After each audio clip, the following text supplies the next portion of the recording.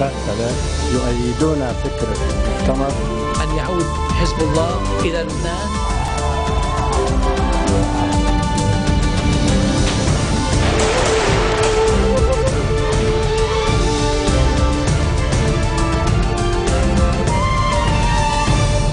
Bonjour à tous et merci de nous rejoindre sur Futur TV pour cette nouvelle édition de la rédaction. Voici les titres de ce journal.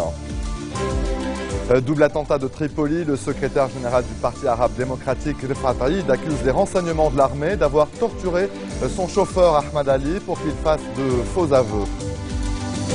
Rebelles et djihadistes reprennent le dessus après une avancée de l'armée syrienne dans la base 80 près de l'aéroport d'Alep dans le nord du pays. Les négociations complexes sur le nucléaire iranien se poursuivent à Genève et le nombre de participants s'élargit avec l'arrivée du chef de la diplomatie chinoise à Téhéran. Les journaux conservateurs critiquent le mirage de Genève. Et à suivre également dans ce journal, aux Philippines, des milliers de soldats ont été dépêchés tôt ce matin dans les zones sinistrées par le puissant typhon Haiyan qui aurait fait près de 1200 morts selon un dernier bilan dressé par la Croix-Rouge. Mais avant de développer ces titres, place à la situation en Syrie où les rebelles et les djihadistes ont repris aujourd'hui le dessus après une avancée de l'armée syrienne dans la base 80 près de l'aéroport d'Alep dans le nord du pays. Et ce, au prix de combats et en fait plusieurs dizaines de morts. Alors je vous le disais, donc ça se passait donc en Syrie où les combats se poursuivent près donc de cette base stratégique donc près d'Alep. Les combattants anti-régime sont parvenus en février à prendre le contrôle de cette base chargée de la sécurité de l'aéroport local. L'armée syrienne a récemment avancé dans l'est de la métropole en reprenant Sfira, une ville tenue par les rebelles depuis un an, située près de la base 80 et sur une route reliant Alep au centre du pays.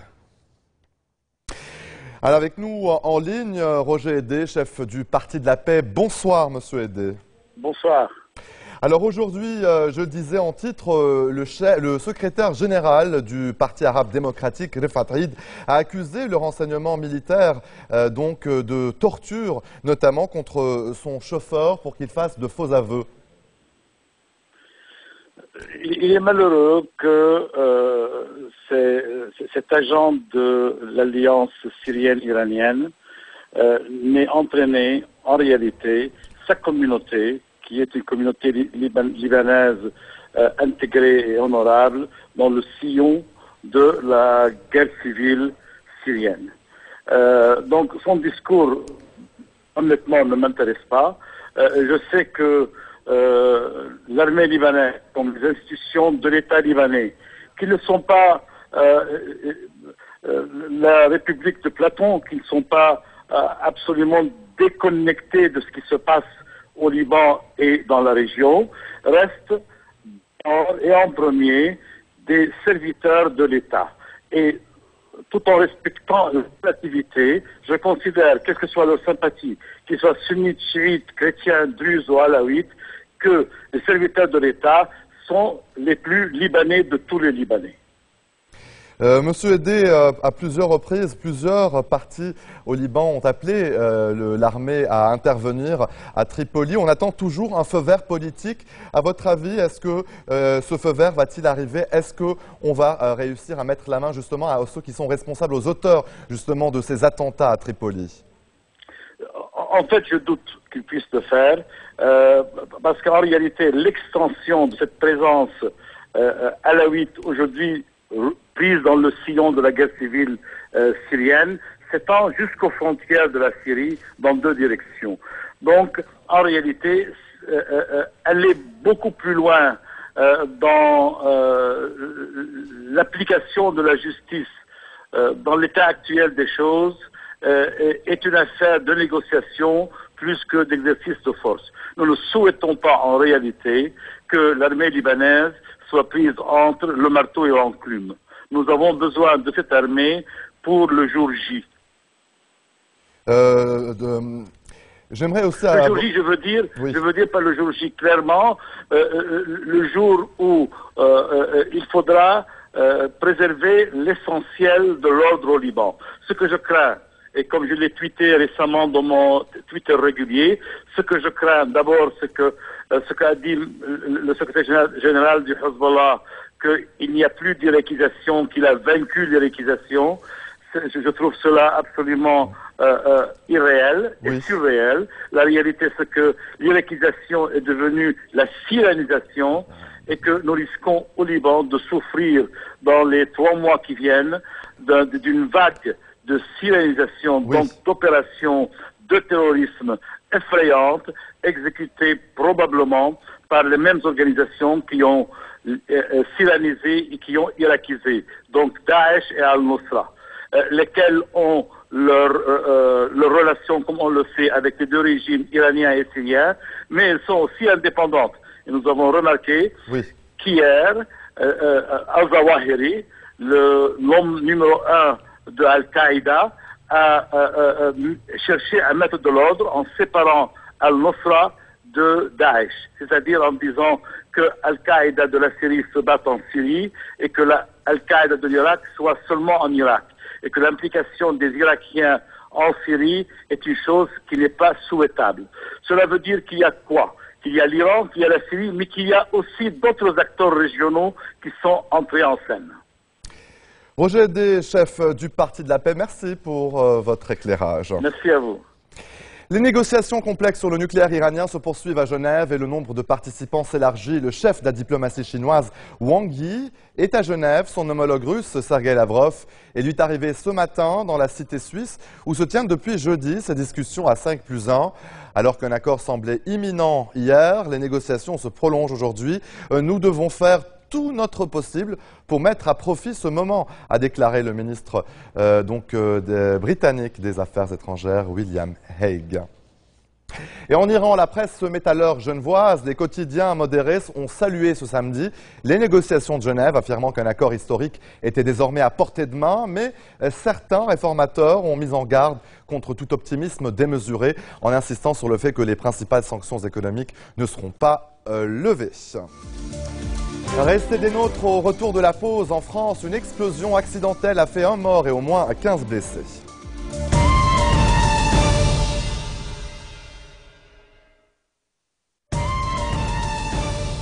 Retour sur le plateau de l'info. Aux Philippines, des milliers de soldats ont été dépêchés tôt ce matin dans les zones sinistrées par le typhon Haiyan. Le typhon présenté comme le cyclone le plus violent de l'année. Il s'est abattu vendredi sur l'archipel. Les autorités avaient anticipé la violence des éléments et évacué plus de 125 000 personnes. Mais on compte déjà de nombreuses victimes, près de 1200 selon un dernier bilan dressé par la Croix-Rouge, plusieurs centaines selon les autorités philippines. En France, je vous le disais, une explosion accidentelle a fait 1 mort et au moins 15 blessés au Palais des Sports de Paris. L'explosion a eu lieu lors des répétitions du spectacle 1789, Les Amants de la Bastille. Elle s'est produite dans un local technique servant au stockage des engins pyrotechniques comme les barils de poudre. Il n'y avait pas de public dans la salle. Une centaine de pompiers venus d'une dizaine de casernes ont été déployés pour porter secours aux victimes. Par ailleurs, la circulation a été partiellement interrompue dans le secteur.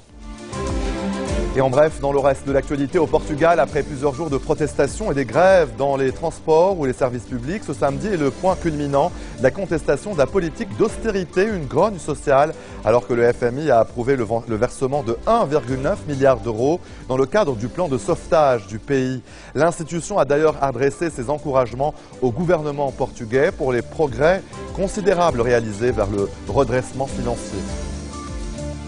Et des milliers de Vénézuéliens s'apprêtent à battre le pavé aussi ce samedi pour protester contre la crise économique, politique et sociale dans laquelle est englouti leur pays. Des manifestations sont prévues dans au moins 55 villes à travers le Venezuela. Fait novateur, ce n'est pas l'opposition politique qui a appelé à cette mobilisation, mais la société civile.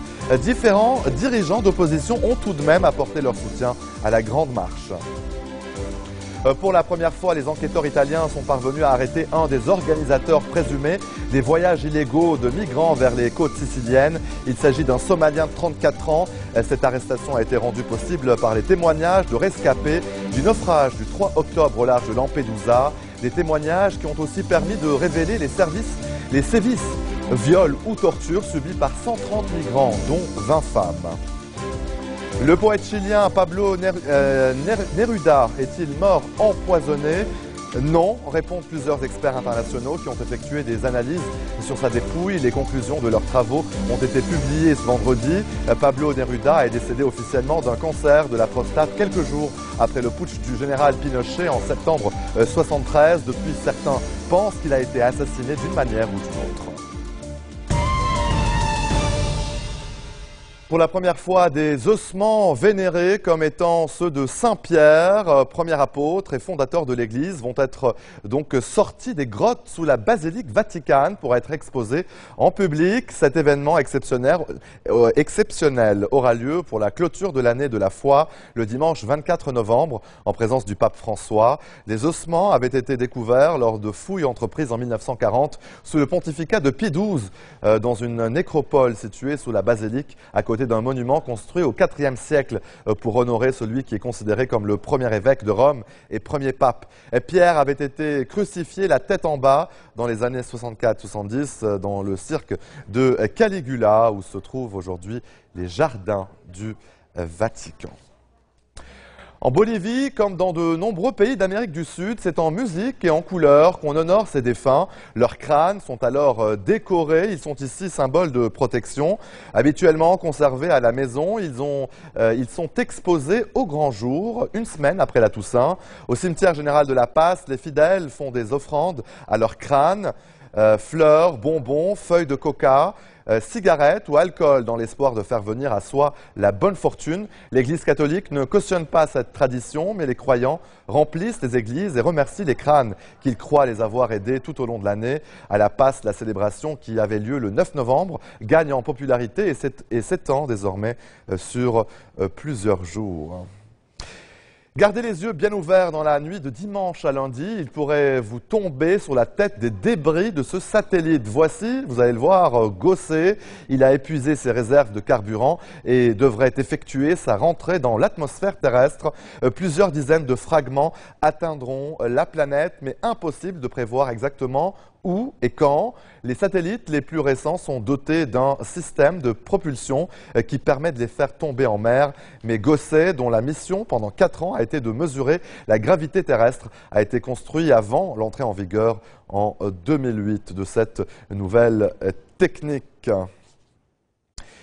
La bonne humeur et la joie de vivre peuvent être de très bons médicaments. Cette femme, vous le voyez, atteinte d'un cancer du sein, a un moral d'acier. Elle s'appelle Deborah Cohen et elle a décidé de danser sur une chanson de Beyoncé, Get Me Bodied, avant sa double mastectomie dans un hôpital de San Francisco. Toute la salle d'opération, des chirurgiens à la patiente en passant par les infirmières, a été entraînée dans une danse frénétique. Chaque malade doit trouver la volonté et une raison de se battre contre la maladie. Pour Deborah, il s'agit de la danse et elle dit que rien ne la rend plus heureuse que d'amener les gens à danser, bouger et habiter leur corps. Depuis l'opération, Deborah est en convalescence et se porte bien.